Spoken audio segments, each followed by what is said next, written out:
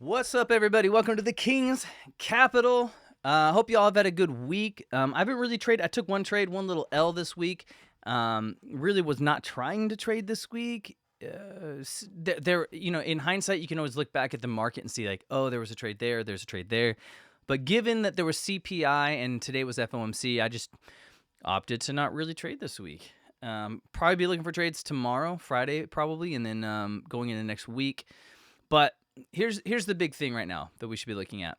DXY definitely at a pivotal point. The fundamentals, and thank you, Jacob. If you watched this video, he watched the last video. He disagreed with this bias, and I think he's got a good point there for sure, given the fundamentals. So props to Jacob. I think this is kind of our make or break probably pretty soon here. We understand with today the FOMC saying, or basically the news being that the rates didn't change, right? So that's bearish for the dollar, right? People want to see those rates go up in order for the dollar to continue to go up. And then I think, I don't know if they said rate cuts are coming next year or if they're just economists saying rate cuts are coming, but that would obviously be bearish for the dollar. So who knows, 2024, we could be seeing tons of downside for the dollar. There's definitely room to come down. I kind of have a very messy DXY chart. I was hoping this was more of like a buy model going on here, which is why I got this curve here, right? Boom, boom, spring, and then some kind of pullback consolidation to further upside. But given the fundamentals, I'm kind of changing my view on this a little bit. We'll see.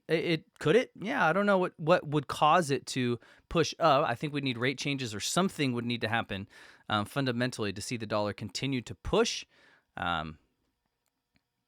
We need to see something. I don't know what that is right now. But all I know is that the Fed didn't change the rate, and we could have rate cuts. I don't know why we would cut rates. I mean, the inflation is still high, so I don't understand that. If inflation is still high, then, the mechanism the Fed has is rates in order to curb inflation. But listen, I'm not Powell, okay? I don't make the rules. I don't know. All I'm saying is I think we need to consider that there's going to be further downside for the dollar. That in mind, let's go ahead to Euro USD. Wow, messy chart. Look at, I still have my bear, fibs on there. This would be an ultimate downside. We definitely have a huge fair value gap right down there. But if the dollar's bearish, then we should be considering upside for this. We haven't violated this breaker block right here, but maybe we did. Did it sweep it? Yeah, it barely swept it. Listen, so technically it did, okay? Technically it did. What am I looking at coming in tomorrow, though, and the next week? This is a very strong weekly candle. I would love to see it close that way. That would give me confidence that we'll probably move up on the lower time frames. I've got a couple things I'm looking at. Obviously, we are almost to this larger fair value gap, and I got a tiny one up here that I've been waiting to hit. We've cleared this range. We're pushing up. I would love to see some kind of pullback somewhere into here, right? Somewhere into the 50%. Give us kind of consequent encroachment on this fair value gap.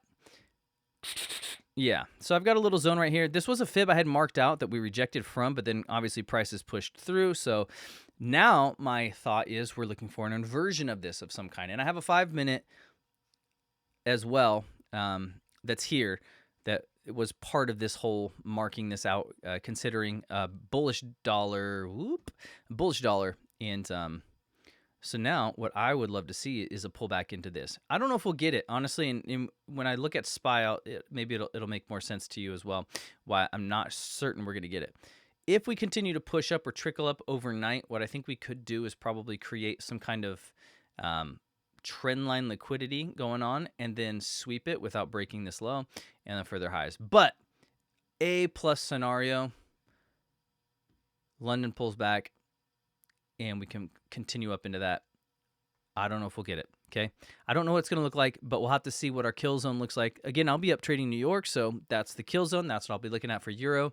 It just depends on what this is going to do overnight. There's tons of liquidity that's just got squeezed on this side, right? As this was grinding down, right? This is just, these are short sellers. Stop loss move, stop loss made, blah, blah, blah. Stop loss is here, squeezed out right there. And then bam, FOMC happens and we're starting to squeeze out all these shorts. So we have fair value gap up here that is definitely, let me get rid of this old stuff. Tight.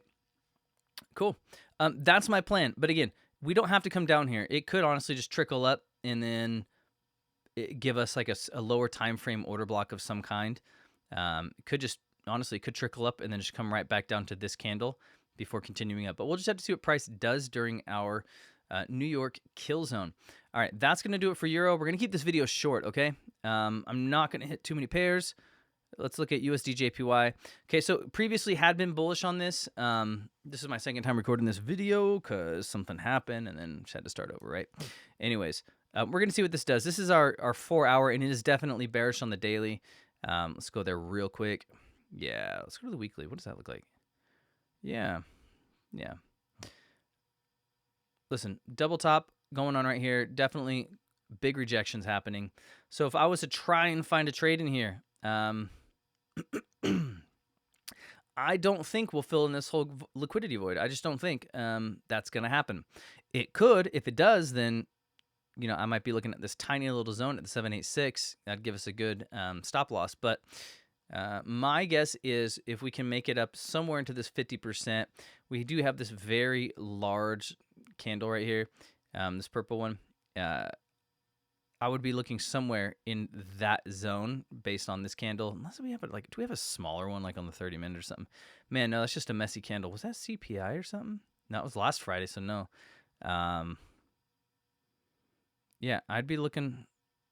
Okay, so here's a good order block right here. So maybe it's kind of the inversion of this order block, right? Again, why do I think that's a decent order block is because how impulsive price moved away from it. It wasn't just like a couple candles sideways and then it moved. It pushed through and engulfed this candle. So to me, that kind of sets us up, for a more superior order block. Wow, I keep doing that on my laptop. Sorry, y'all. Listen, all these things on the laptop, blah, blah, blah. Anyways, possibly into this zone. If we start seeing rejections, then I think we're probably good for a sell. Not financial advice or whatever that is. I don't know, that whole saying. All right, guys, listen, this is a big one, though. This is a big thing I think we're all watching at this point. I had been previously bearish on this. It did react from my zone, and if you had gone back and watched my video to see, okay, this was the zone I had marked out, and it was a potential for reaction. So if you had been buying the last 7 weeks, you've been in the money. I've had my doubts. My bias wasn't perfect in that regard. I kept looking at the dollar going, all right, it's coming down to this zone. If it reacts from this zone, then cool. Then maybe we're continuing to be bullish on the dollar. But again, based on what's going on fundamentally with the dollar and the Fed, blah, blah, blah, gonna have to revise that for now, right? So what I'm looking at is probably further upside, and I think we have to start talking about whether we're going to take out these all-time highs. My inclination is that we will. There's probably liquidity there. There's going to be breakout buyers. There's going to be people like, heck yes, all-time highs, let's go. And I think given that Christmas is still weeks away, seasonal rally, I think we're probably going to see more upside. Look how big this candle was. If we just duplicate this one candle, I mean, we sweep those all-time highs and we create new ones. So what am I looking at coming into the week? Coming into tomorrow, I'm going to see where this is going to stop. I would love to see a pullback. I'm always looking to buy on pullbacks. My thing is, though, I doubt we get a pullback into here, right? Here's my 15-minute order block I had marked out. And as you can see, gave us 2 spinning tops right here and then took off. But again, I'm not trading FOMC. I mean, as far as I could tell, I'm not going to predict the news. I can assume no rate hikes or whatever. I think we all assumed there wasn't going to be a rate hike, but I'm still not going to trade that, right? Sometimes we get the whipsaw. Sometimes it just goes, and that's amazing. But I'm not going to trade that. I'm just going to mark it out and watch the candles and then go pat myself on the back and be like, yeah, man, you knew what it was going to do all along. You just didn't trade it. Anyways, my guess is the way this is kind of trickling up, we could probably Asia's or aftermarket, right? I'm still thinking Forex, but whatever. Let's call it Asia market. Asia is probably going to range or give us something like this. Probably going to trickle up. But if we can create some kind of trendline liquidity here, my guess is we probably just pull back into this candle, right? We've got this. We've got a little fair value gap underneath that. This is the 15-minute, right? What does our 30-minute look like? That's nice. Hourly not as clear. Hourly's got this as the order block right here, these 4 candles. It could just pull back into there, but I'd be looking for that. If by market open or whatever, let's say we kind of range here, I would be looking for this to be the accumulation, the manipulation, boom, down into this candle for buys and the distribution to the upside. Kind of the model I'm looking for. We'll see what the market does overnight. So when we wake up tomorrow, we may have to adjust our plan. But I think first stop is probably somewhere here, or maybe last stop is probably somewhere here, right? If we violate this candle, then yeah, we could probably come down into this fair value gap. But we'll see. Anyways, all right, guys, I think that's going to do it for me. Just wanted to make a super quick video. If you got a different trading plan, let me know. If you disagree, let me know. I'm down, dude. I don't care. Let's just make money, all right? Also, this is not financial advice. Anyways, listen, guys, Christmas is coming. Hope you all find great reasons. It's been a good year. So listen, there's a lot of reason to be grateful. No matter how hard life gets, God is good. He's taking care of his children. And there's so much reason for joy, regardless of, how hard things can be for some of us. But anyways, hope y'all are having a good Christmas season. Hearts full of gratitude. King's Capital out.